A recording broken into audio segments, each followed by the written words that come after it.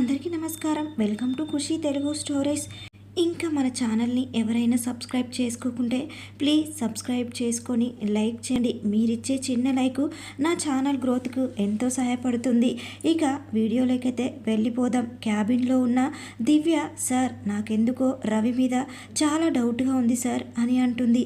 ఎందుకని అంటాడు అయాన్. అద్వితతో చాలాసార్లు అసభ్యకరంగా మాట్లాడాడు సార్ అని అంటుంది దివ్య. ఓకే, ఆ రోజు పార్టీ జరిగిన దగ్గర సీసీ కెమెరాస్ ఉంటాయి కదా, నేను వివరంగా తెలుసుకుంటాను, నువ్వు అద్వితకి ఎలా ఉందో కనుక్కో అని అంటాడు అయాన్. సరే సార్ అని చెప్పి క్యాబిన్ నుంచి బయటికి వచ్చేస్తుంది దివ్య. అప్పుడే రవి అక్కడికి వస్తాడు. రవిని కోపంగా చూస్తుంది దివ్య. ఏంటి దివ్య, నన్నెందుకు తినేసేలా చూస్తున్నావు అని అంటాడు రవి. నువ్వు నైటు ఏమైనా చేసావా అని అడుగుతుంది డౌట్గా. నైటు నేనేం చేయడం ఏంటి, అయినా వచ్చిన వెంటనే వెళ్ళిపోయానుగా. సరే, ఏదైనా నీ ఇన్వాల్వ్మెంటు ఇందులో ఉంది అని తెలియాలి, నిన్ను జైల్లో పెట్టిస్తాను అని అంటుంది దివ్య. ఏంటి ఎక్కువ మాట్లాడుతున్నావు, అయినా నీ ఫ్రెండు రాలేదేంటి, ఏమైంది అని అడుగుతాడు. నా ఫ్రెండ్ గురించి నీకెందుకురా, మూసుకొని నీ పని చూసుకో అని అంటుంది దివ్య. మేనేజర్ పార్టీ జరిగింది కదా, ఆ మొత్తం ఫొటోస్ నాకు కావాలి అని అంటాడు అయాన్. ఓకే సార్ అని చెప్పి వెంటనే ఆ హోటల్ మేనేజ్మెంట్కి ఫోన్ చేసి సీసీ కెమెరా ఫొటోస్ మొత్తం అడుగుతాడు. వెంటనే ఫొటోస్ మొత్తం పంపిస్తారు. మేనేజర్ అయాన్కి ఇస్తాడు. అయాన్ ఆ ఫొటోస్లో చూసి షాక్ అయిపోతాడు. వెంటనే కోపంగా రవి దగ్గరికి వెళ్ళి ఇంట్లోకి లాక్కొని వచ్చి తనని తుక్కున కొడతాడు. పోలీసులకు ఫోన్ చేసి అరెస్ట్ చేపిస్తాడు. ఎందుకు చేశాడు ఏంటి అనేది తెలియకుండా చేపిస్తాడు. దివ్యకి జరిగిన విషయం చెప్పారు. ఆ రోజు ఈవినింగ్ డ్యూటీ అయిపోయాక దివ్య అద్విత దగ్గరికి వెళ్తుంది. అద్విత ఏదో తెలియని పిచ్చిదానిలా ఆలోచిస్తూ ఉంటుంది. అద్విత అని పిలుస్తుంది దివ్య. దివ్య అయినా పట్టించుకోకుండా నైటు జరిగిన దాని గురించి ఆలోచిస్తుంది. ఏ అద్విత, ఏంటి ఎన్నిసార్లు పిలుస్తున్నా పలకడం లేదు, దేని గురించి ఆలోచిస్తున్నావు అని అడుగుతుంది దివ్య. అద్విత ఏడుస్తూ దివ్యని గట్టిగా హక్ చేసుకొని నైటు జరిగిన దాని గురించి చెప్తుంది. నా ప్రమేయం లేకుండా నన్ను ఇలా చేశారే, వాడిని నేను వదిలిపెట్టను, చంపేస్తాను అని అంటుంది అద్విత. ఏంటి ఇది ఇలా మాట్లాడుతుంది, నైట్ ఏం జరిగిందో దీనికి తెలుసా అని షాక్ అవుతుంది. సారు చాలా మంచివాడని అనుకున్నానే, కానీ నన్ను ఇలా బలవంతం చేస్తాడు అని కలలో కూడా అనుకోలేదు. వాడి పతనం చూస్తాను అని కోపంగా అంటుంది. సార్ అని అంటుంది.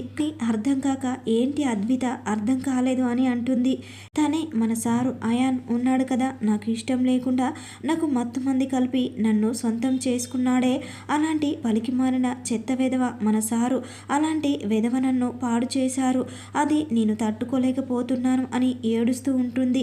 ఏంటి అద్విత, ఏం మాట్లాడుతున్నావు, సారు చేయడం ఏంటి అని అంటుంది. అవును దివ్య, సారు ఇదంతా చేశారు. ఇదిగో ఈ చైన్ ఉంది కదా, ఈ చైను నా దగ్గర ఉంది అంటే సారు కదా నన్ను రేప్ చేసింది అని అంటుంది. ఓసే, ఏంటే సారు గురించి నువ్వు ఇంత తప్పుగా మాట్లాడుతున్నావా, అది కాదు అద్విత, నీకు అసలు నిజం తెలియదు అని చెప్తూ ఉండగా, అమ్మా దివ్య ఏంటిది, నిన్న పార్టీకి వెళ్ళిన కానుంచి తను చాలా డల్లుగా కనిపిస్తుంది, ఆఫీస్కి వెళ్ళడం లేదు, ఏమైంది అని అడుగుతుంది అనిత. ఏమో ఆంటీ, అదే నాకు తెలియదు, అందుకే అడుగుదామని వచ్చాను అని అంటుంది. ముందుగా అన్నట్టు లేదమ్మా, ఎప్పుడు ఏదో ఆలోచిస్తూ ఉంటుంది, దీనికి తొందరగా పెళ్లి చేస్తేనే మంచిది అని అంటుంది అనిత. అమ్మ ఏంటి ఇప్పుడు నీ గోల, పెళ్ళి అని తినేస్తున్నావు, కొంచెం సేపు నన్ను వదిలే అని వాళ్ళ అమ్మ మీద చిరాకు పడుతుంది. ఏంటో ఈ పిల్ల ఎప్పుడు లేనిది చిరాకు పడుతుంది, ఎప్పుడు మూడుగా కనిపిస్తుంది అని అనుకుంటూ ఆనంద్ దగ్గరికి వెళ్తుంది. ఏమండి, మన అమ్మాయి పరిస్థితి నాకు నచ్చడం లేదండి, తనకు పెళ్లి చేస్తేనే మంచిది అని అంటుంది అనిత. అనిత చెప్పిన మాటలు ఆనంద్ కూడా ఆలోచిస్తాడు. సరే అద్విత, నువ్వు రెస్ట్ తీసుకో, నేను బయలుదేరుతాను అని దివ్య వెంటనే వెళ్ళిపోతుంది. వెంటనే అయాన్కి ఫోన్ చేసి జరిగిన మ్యాటర్ చెప్తుంది. సరే దివ్య, తను అలానే అనుకోని అని తనకు తెలిస్తే బాధపడుతుంది. సార్ ఇంకొక విషయం, వాళ్ళ ఇంట్లో పెళ్లి చెయ్యాలి అనుకుంటున్నారు అని అంటుంటే దివ్య ఓకే దివ్య, సరే నేను ఏదో ఒకటి చేస్తాను అని ఫోన్ కట్ చేసి బాగా ఆలోచించి అద్వితని పెళ్లి చేసుకోవడం కరెక్ట్ అని అనుకొని వాళ్ళ అమ్మ దగ్గరకు వెళ్తాడు. ఈరోజు మంచి రోజే కదా అని అడుగుతాడు. అదేంట్రా అలా అడుగుతున్నావు, నీకు కోడలు తీసుకురావాలని అనుకుంటున్నాను అమ్మ, అందుకే. ఏంట్రా అంత అర్జెంటు, ఆ అమ్మాయి అంత బాగా నచ్చిందా ఏంటి, నాకు నచ్చనక్కర్లేదా అని అంటుంది అవంతిక. మీకు అమ్మాయి చాలా బాగా నచ్చుతుందమ్మా, చెప్పమ్మా అని అడుగుతాడు. ఇప్పుడంటే ముహూర్తాలు ఉండవురా, రేపు చూసి వెళ్దామని అంటుంది. త్వరగా పంతులు గారికి ఫోన్ చేసి ముహూర్తం పెట్టమని చెప్పు, అర్జెంటుగా వాళ్ళ ఇంటికి వెళ్ళి ముహూర్తాలు మాట్లాడేయాలి అని చెప్పి తన రూమ్లోకి వెళ్ళిపోతాడు.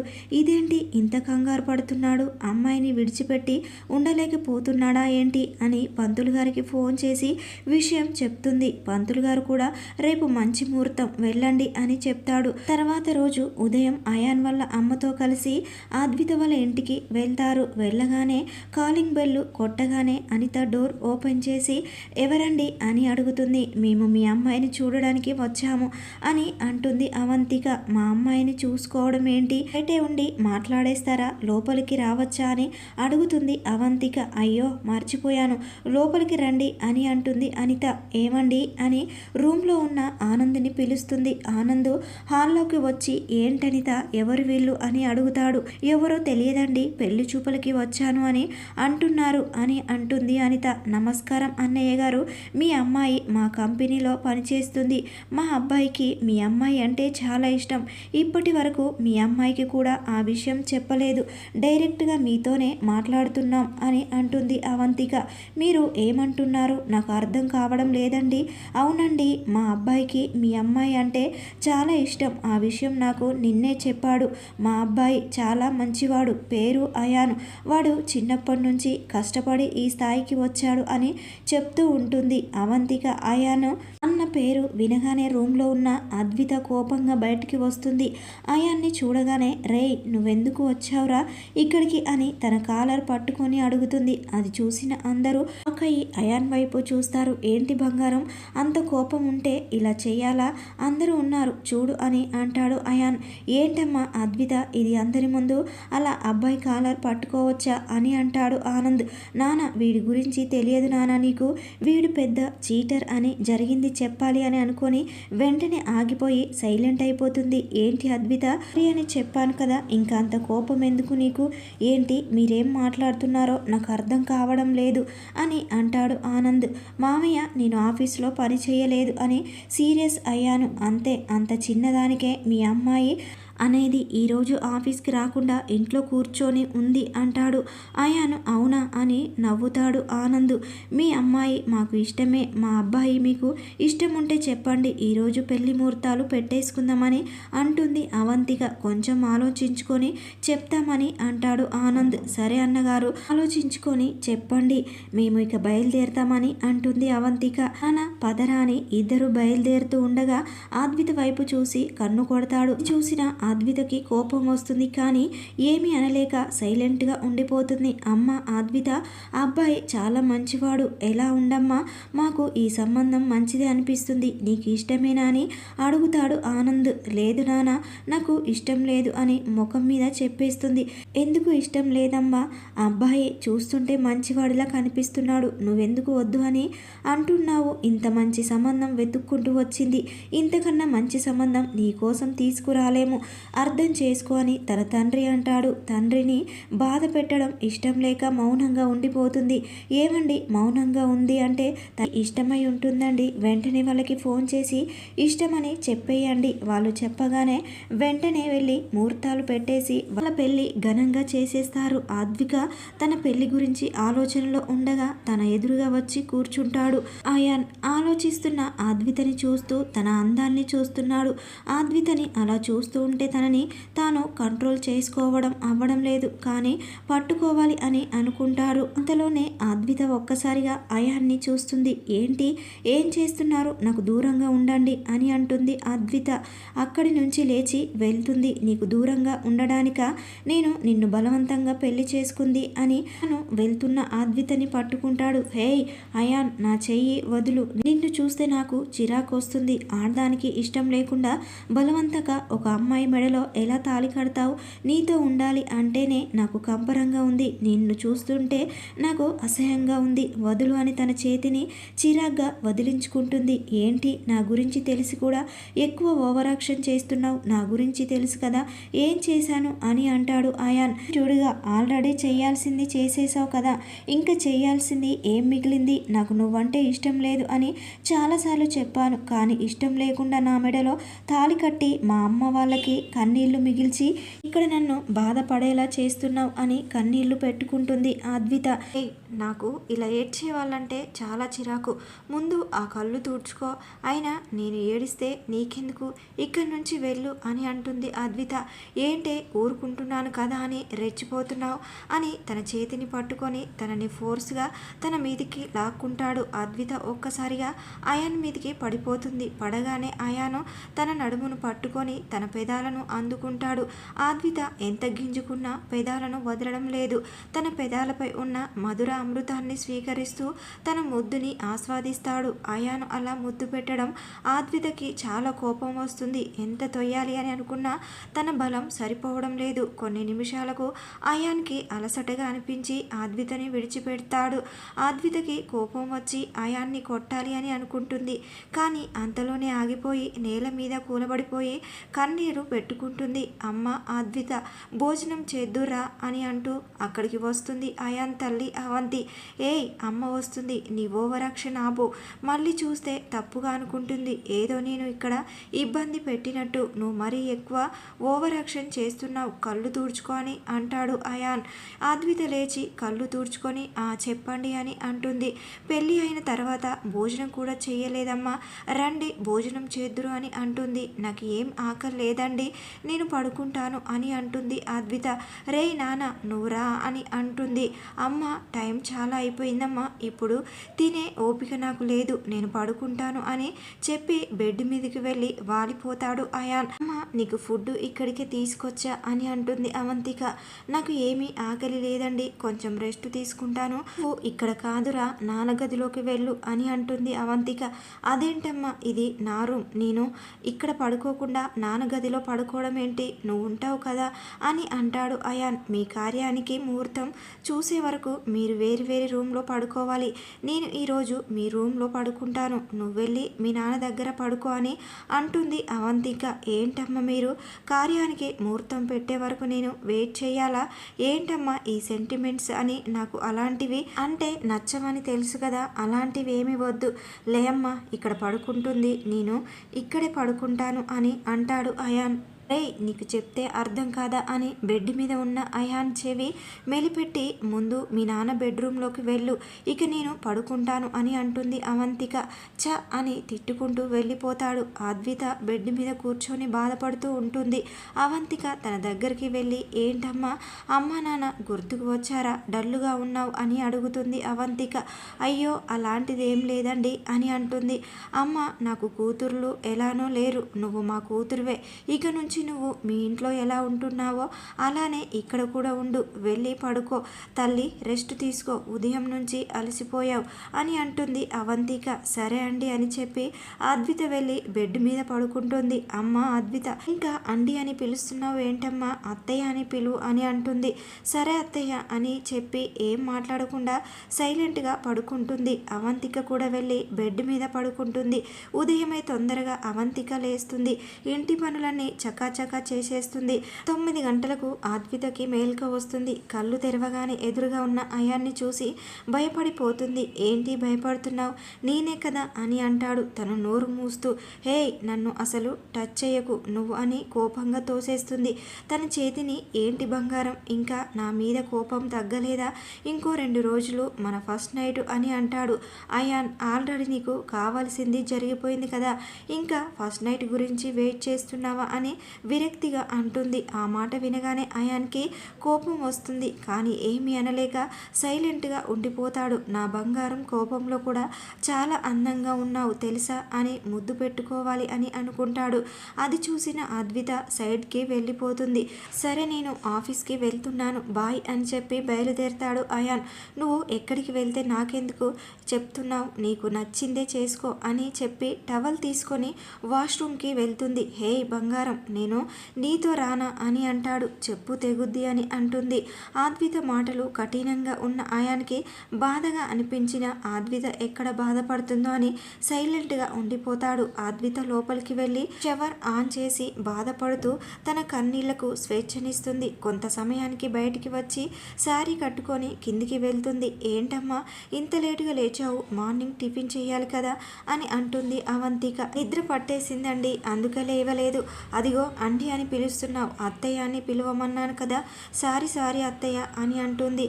దా కూర్చో, టిఫిన్ తినిపిస్తాను అని ప్లేట్లో టిఫిన్ పెట్టి తనకి తినిపిస్తుంది. అయ్యో అత్తయ్య నేను తింటానండి, మీకెందుకు ఈ శ్రమ అని అంటుంది. ఇందులో శ్రమ ఏందమ్మా, నాకు గనుక కూతురు ఉంటే ఇలానే చేస్తాను కదా, నువ్వు నా కూతురువే అని అంటుంది అవంతిక.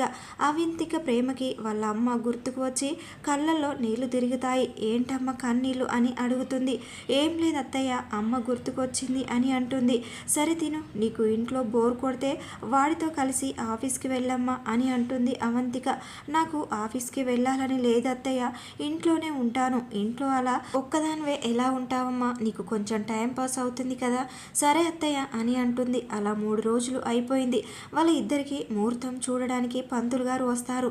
మంచి ముహూర్తం పెట్టేస్తారు. రోజు నైట్ కల్లా ఆ రూమ్ మొత్తం అందంగా డెకరేట్ చేస్తారు. ఆద్వితను కూడా అందంగా రెడీ చేస్తారు. రూమ్లోకి అయాన్ ఆద్విత కోసం వెయిట్ చేస్తూ అటు ఇటు తిరుగుతాడు. అవంతిక ఆద్వితని తీసుకుని రూమ్ లోపలికి నడుపుతుంది. వెంటనే డోర్ వేసేస్తారు. ఆద్విత అక్కడే డోర్ దగ్గర నిలబడిపోతుంది. అది చూసిన అయాను ఆద్విత దగ్గరికి వస్తాడు. ఏంటి ఫస్ట్ నైట్ అని ఓ సంబరపడిపోతున్నావా? నీకు ఈ ఫస్ట్ నైట్ ఎలా జరుగుతుందో నేను చూస్తాను. నువ్వు నన్ను తాకితేనే ఒంటి మీద జెర్రులు తేళ్లు పాకుతున్నట్టుగా అనిపిస్తుంది. నిన్ను చూస్తుంటే అసహ్యం వేస్తుంది. మా అమ్మ నాన్న కోసమే ఈ పెళ్లి చేసుకున్నాను. అయినా వాళ్లకు నీ గురించి తెలియదు కదా. నువ్వు ఎలాంటి వాడివో, నువ్వు నన్ను టచ్ చేసావు అనుకో, విషం తాగి చచ్చిపోతాను అని చేతుల్లో ఉన్న పాయసం బాటిల్ చూపించి అంటుంది అద్విత. అయాన్ తన మాటలు ఏం పట్టించుకోకుండా తన దగ్గరకు వెళ్తాడు. చెప్తే నీకు అర్థం కాదా? నేను జోకులు వేస్తున్నాను అని అనుకుంటున్నావా? నిజంగానే తాగేస్తాను అని అంటుంది అద్విత. అయినా అయాన్ ఆగకుండా తన దగ్గరకు వస్తూ ఉంటాడు. తనకి కోపం వచ్చి చేతిలో ఉన్న పాల గ్లాసును నేల మీద విసురుతుంది. నీకు నేను ఇది తాగుతాను అంటే నమ్మకం లేదు కదా. సరే అని కింద పగిలిన గాజు పెంకుల మీద తన కాలును పెడుతుంది. నువ్వు నన్ను తాకావా అంటే ఈ గాజు పెంకులతో పొడుచుకుంటాను అని కింద పడిన గాజు పెంకును తీసుకుంటుంది. నీకేమైనా పిచ్చా? నీకు ఇష్టం లేకపోతే ఫస్ట్ నైట్ ఆపేద్దాం, అంతేకాని ఇలాంటి పిచ్చి పనులు చేసి నన్ను బాధ పెట్టకు అని బాధపడతాడు. ఇష్టం లేకపోవడం ఏంటి? నా అనుమతి లేకుండానే నువ్వు నన్ను ఆల్రెడీ అనుభవించేశావు కదా, ఇంకా ఎందుకు ఈ నాటకాలు అని అంటుంది అద్విత. అద్విత పిచ్చి పిచ్చి మాటలు మాట్లాడకు, నీ కాళ్ళకి బ్లడ్ ఎక్కువ వస్తుంది, ఫస్ట్ ఎయిడ్ చేస్తాను అని అంటాడు. నీ సానుభూతి నాకు అవసరం లేదు. ఇంకోసారి నువ్వు నన్ను టచ్ చేయాలి అని చూస్తే ఏదో ఒకటి చేసుకుంటాను అని వార్నింగ్ ఇస్తుంది. ఈ పిచ్చిది ఏదో ఒకటి చేసుకునే దానిలాగే ఉంది, కొంచెం దూరంగా ఉంటే మంచిది అని అనుకుని తనకి దూరంగా ఉంటాడు. అద్విత తన కాలికి గుచ్చుకున్న గాజు పెంకును తీసి అక్కడ పక్కనే ఉన్న చిన్న క్లాత్ని తన కాలికి కట్టుకొని బెడ్ మీద ఉన్న పిల్లో చాప తీసుకొని కింద వేసుకొని పడుకుంటుంది. ఆయానికి అది బాధగా అనిపించినా ఏమీ అనలేక చూస్తూ ఉంటాడు. కింద పడిన గాజు పెంకులు ఎక్కడ తనకి గుచ్చుకుంటాయో ఏమో అని ఆ కింద గాజు పెంకులన్నీ ఎత్తేసి డస్ట్బిన్లో వేసి అద్విత వెళ్ళి బెడ్ మీద పడుకో, నేను ఇక్కడ పడుకుంటాను అని అంటాడు. నీ సానుభూతి నాకు అవసరం లేదు, నేను ఇక్కడే పడుకుంటాను అని చెప్పి అటువైపు తిరిగి పడుకుంటుంది. అయాన్ ఏమీ అనలేక వెళ్ళి బెడ్ మీద పడుకొని బాధపడుతూ అలా నిద్రలోకి జారుకుంటాడు. అద్వితకి అసలు నిద్ర రావడం లేదు. అయినా ఈ దివ్య ఎక్కడికి వెళ్ళిపోయింది? ఫోన్ చేసిన కలవడం లేదు, పెళ్ళికి కూడా రాలేదు అని ఆలోచిస్తూ నిద్రలోకి వెళ్ళిపోతుంది. ఉదయం ఆఫీస్కి వెళ్ళాలని ముందుగా లేస్తాడు. లేచి తన కాలికి గుచ్చుకున్న దెబ్బ ఎలా ఉందో ఏంటో అని తన దగ్గరకు వెళ్ళి తన కాలుని టచ్ చేస్తాడు. వెంటనే మేలుకో వచ్చి లేచి కూర్చుంటుంది అద్విత. ఏంటి నీకు ఎంత చెప్పినా సిగ్గుండదా? నన్ను టచ్ చేయకుండా ఉండలేకపోతున్నావా ఏంటి? మనిషికి ఒక్కసారి చెప్తే అర్థమవుతుంది. నీలాంటి రాక్షసుడికి ఎన్నిసార్లు చెప్పినా అర్థం కాదు. ముఖం మీద ఎన్నిసార్లు చీకొట్టినా నీకు సిగ్గు రాదా అని మొహం మీదే అంటుంది. అది కాదు అద్విత, నైటు గాజు పెంకు గుచ్చుకుంది కదా, ఎలా ఉందో అని చూద్దామని వచ్చాను అని అంటాడు అయాన్. ఎలా ఉంటే నీకెందుకు అని అంటూ ఉండగానే డోర్ కొట్టిన సౌండ్ వినిపిస్తుంది. అద్విత డోర్ తీయడానికి వెళ్తుంది. ఒక్క నిమిషం ఆగు అని అద్విత దగ్గరికి వెళ్ళి తను పెట్టుకున్న పువ్వులన్నీ నలిపేసి చీర నలిపేసి తన బొట్టును చెరిపేస్తాడు. మీ అమ్మగారికి తెలియకూడదు అని ఇలా కవర్ చేస్తున్నావా? అయినా పెళ్ళికి ముందే నన్ను అనుభవించావు కదా అని అంటుంది అద్విత. అదేం పట్టించుకోకుండా బెడ్ మీద ఉన్నవి అన్నీ చిల్లా చెదురుగా చేస్తాడు. మళ్ళీ డోర్ కొట్టిన సౌండ్ వినిపించి అద్విత వెళ్ళి డోర్ తీస్తుంది సిగ్గుపడడం చూసిన నైటు ఇద్దరు అలసిపోయారు అని సంబరపడుతూ అమ్మ తొందరగా దీపం పెడదు అని అంటుంది అవంతిక. మీ అమ్మగారు ఎక్కువ సంబరపడిపోతున్నారు, మన మధ్య శోభనం అయిందని. అయినా పెళ్లి కాకముందే నన్ను వాడుకున్నావు అని ఇస్తే నిన్ను ఏమనుకుంటారో ఏంటో. ఇలాంటి కొడుకు నా కడుపున పుట్టినందుకు బాధపడిపోతుందో మీ అమ్మ అని అంటూ స్నానం చేయడానికి వెళ్తుంది. గురించి మా అమ్మకు తెలియడం కాదు అద్విత, నీకు జరిగిన దాని గురించి నీకు తెలిస్తే నువ్వు బ్రతుకుతావా కూడా తెలియదు అని తనలో తానే బాధపడుతూ అక్కడ అవన్నీ సర్ది పెడతాడు. ఇంతటితో 2వ భాగము పూర్తయింది. 3వ భాగంతో మళ్ళీ కలుద్దాం. ఈ వీడియో కనుక మీకు నచ్చితే లైక్ చేసి సబ్స్క్రైబ్ చేసుకోండి.